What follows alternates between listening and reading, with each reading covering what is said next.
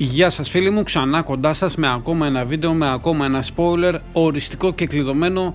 Και ποιο θα είναι το σκορ της ομαδικής ασυλίας, ποιοι παίχτες θα είναι υποψήφιοι για αποχώρηση, ποιον παίχτη δίνει ο Γιάννης Ριγάκης υποψήφιο και τι θα γίνει τελικά στο Συμβούλιο του Νησιού στο σημερινό επεισόδιο που είναι ήδη σε εξέλιξη.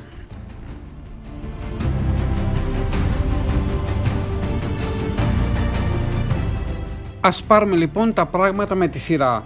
Η πράσινη ομάδα κερδίζει με σκορ 5-2 την ομαδική ασυλία.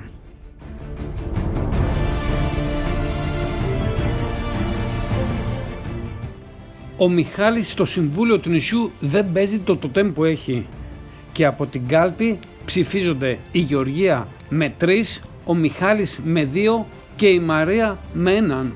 Άρα λοιπόν από την κάλπη έχουμε την Γεωργία και τον Μιχάλη. Ο Ριγάκης δίνει την Μαρία και έτσι αυτή είναι που αποχωρεί από το παιχνίδι επιβίωσης του Sky.